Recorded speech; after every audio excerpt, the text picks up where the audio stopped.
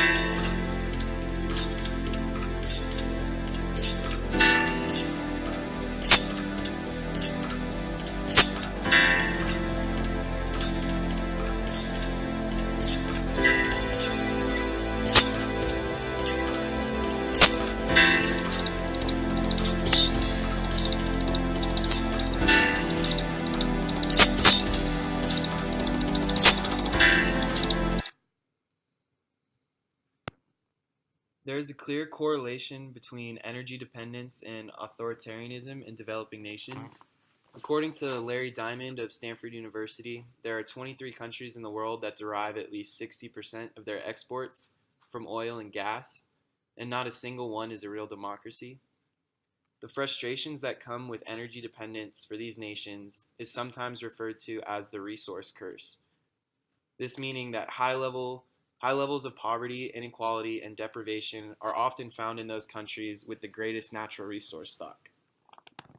Rather than contributing to freedom, economic growth, and civil peace, rich deposits of oil and minerals in developing nations have more often led to tyranny, misery, and financial insecurity for the people of those nations.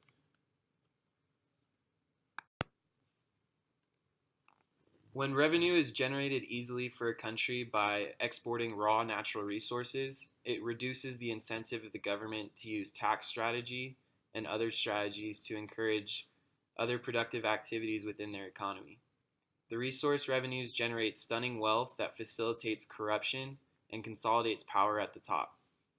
This leads to wealth inequality and gives an exuberant amount of power to those who control the development and exportation of the resources. This can lead to civil conflicts and rebellions in developing nations who are energy dependent. A partial list of recent civil conflicts that have been fought for control of natural resources would include civil wars in Nigeria, Angola, Burma, Papua New Guinea, Pakistan, and Sudan. Stuart Patrick of The Atlantic gives three main causes for this correlation between resource revenue and civil conflict. First, the prospect of access to resources and their related wealth may be an incentive to rebel or secede. Second, wealth from resources may provide financing for rebel groups. And third, the corruption, extortion, and shady government practices that are associated with resource wealth often generate grievances that can lead to rebellion. International efforts have been made in an attempt to reduce corruption in resource-rich locations. The Extractive Industries Transparency Initiative is a global standard for the good governance of oil, gas, and mineral resources. It aims to focus on the key governance issues in the extractive sectors such as oil and gas extraction. The Open Government Partnership, or OGP, was launched in 2011 to provide an international platform for domestic reformers committed to making their governments more responsive to citizens, meaning they are trying to fight corruption from governments. The Publish What You Pay and Publish What You Lend campaigns advocate for financial transparency in the extractive industry. They push for transnational corporations and banks to publicize their payments and loans to local authorities. The World Bank-sponsored Stolen Assets Recovery Initiative is a partnership between the World Bank Group and the United Nations Office on Drugs and Crime that supports international efforts to end safe havens for corrupt funds. In other words, it assists successor governments in tracking down the wealth looted by deposed autocrats. The Equator Principles is a risk management framework primarily intended to provide a minimum standard for due diligence to support responsible risk decision making, which seeks to ensure that private bank investments do not exacerbate environmental and social risks. And then the Dodd-Frank Act of 2011 mandates annual reports by United States extractive industry companies to the SEC, disclosing payments to host governments. This basically requires companies that deal with foreign governments to report exactly how much they're paying and to whom they're paying for the rights to extract resources. So this kind of monitors illegal bribes and discourages that from happening within the industry. While each of these steps is worthwhile, a fragmented approach suffers from inherent limitations. These initiatives are largely voluntary and thus hard to enforce. They're not universal and in many cases lack participation from critical emerging economies. And furthermore, they are riddled with loopholes.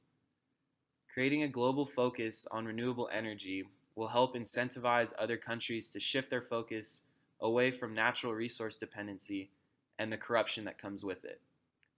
In order for developing nations to see the opportunity in renewable energy, developed nations need to work together to provide easy access for renewable energy to developing nations. So here we have a graph depicting how many Earths it would take to sustain the natural resource consumption of the nations listed on the left. And as you can see, the biggest offenders around the world in terms of least sustainable practices come from the most developed countries. And that's why we're proposing that the responsibility to shift the focus to more sustainable sources of renewable energy falls on the developed world.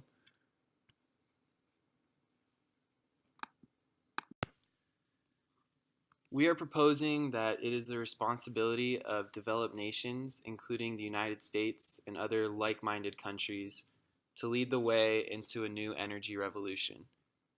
When the developed world has its focus set on renewable energy, emerging economies won't have to pigeonhole themselves, and they can instead work to develop other industries like manufacturing and agriculture. When these emerging economies are more diverse, it provides greater opportunities for the average citizen. With more economic opportunities throughout the nation, wealth will be shared more easily throughout the country, corruption will be discouraged, and as a result, social equity will improve. A global focus on renewable energy is the important first step of our proposal. However, more importantly, providing access to clean renewable energy is a critical part.